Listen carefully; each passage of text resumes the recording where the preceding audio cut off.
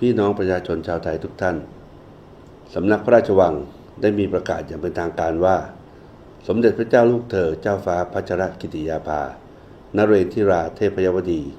กรมหลวงราชสารินีสิริพัฒน์มหาวชรราชธิดา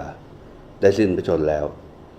นำมาซึ่งความโทมนัสสุดอาลัยต่อประสบนิกรชาวไทยทั่วทั้งแผ่นดินไม่มีถ้อยคำใดที่จะสามารถบรรยายความรู้สึกของประสบนิกรชาวไทยได้อย่างครบถ้วนเพราะความสูญเสียครั้งนี้ไม่ได้เป็นเพียงข่าวร้ายที่ประชาชนได้รับรู้หากเป็นความอาดูลสุดที่จะประมาณที่เกิดขึ้นในดวงใจของผู้คนทั้งชาติ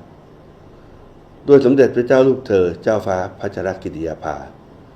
ทรงเป็นที่รักเคารพและเทิดทูนของประชาชนทุกหมู่เหล่าทรงเป็นเจ้าฟ้าราชนารีผู้เปี่ยมด้วยพระเมตตาพระปรีชาสามารถและพระจริยวัตรอันงดงามเป็นแบบอย่างแห่งการอุทิศพระองค์เพื่อประเทศชาติและประชาชนตลอดพระชนชีพพี่น้องประชาชนที่เคารพรักทั้งหลายสมเด็จพระเจ้าลูกเธอเจ้าฟ้าพัชรกิติยาภาทรงดำรงพระองค์เป็นขัตติยนารีผู้ทรงคุณูปการยิ่งแห่งพระบรมราชกรีวงศ์ทรงอุทิศพระวรกาย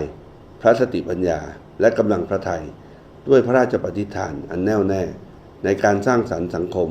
ที่เปี่ยมด้วยความยุติธรรมความเสมอภาคและศักดิ์ศรีแห่งความเป็นมนุษย์พระปรีชาสามารถอันรอบด้านทั้งในฐานะนักกฎหมายนักการทูตนักสังคมสงเคราะห์ล้วนเป็นแบบอย่างการดำรงพระองค์ให้คนไทยเชื่อมั่นในคุณค่าของตนเองกล้าที่จะใฝ่ฝันมุ่งมั่นพัฒนาตนเองและใช้ความรู้ความสามารถเพื่อสร้างประโยชน์แก่สังคมและประเทศชาติพี่น้องประชาชนที่เคารพรักทั้งหลายแม้วันนี้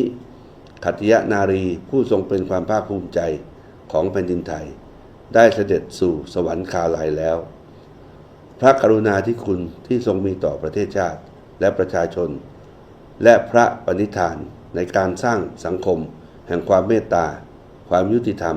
และความเสมอภาคจะยังคงดำรงอยู่เป็นมรดกทางคุณธรรมของชาติเป็นดั่งประกายแสงแห่งเพชร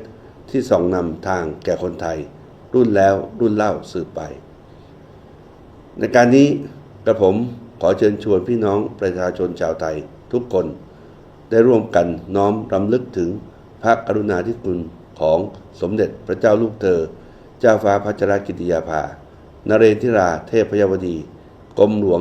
ราชสารินีสิริพัฒน์มหาวชรราชธิดาด้วยการตั้งมั่นอยู่ในความดีการมีเมตตาต่อกันการช่วยเหลือผู้ด้อยโอกาสและการทำคุณประโยชน์เพื่อส่วนรวมอันเป็นคุณค่าที่พระองค์ทรงยึดถือและทรงปฏิบัติเป็นแบบอย่างมาตลอดพระชนชีพเพื่อถวายเป็นกำลังพระราชาฤทัยแด่พระบาทสมเด็จพระเจ้าอยู่หัวและพระบรมวงศานุวงศ์ทุกพระองค์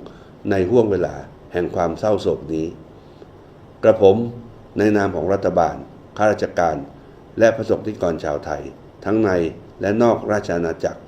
ขอน้อมรำลึกถึงพระกรุณาธิคุณอันล้นพ้นหาที่สุดไม่ได้ขอให้พระเกียรติคุณพระจิรยวัตรและพระกรุณาธิคุณสถิตเป็นมิ่งขวัญเป็นแสงสว่างแห่งเพชรในดวงใจ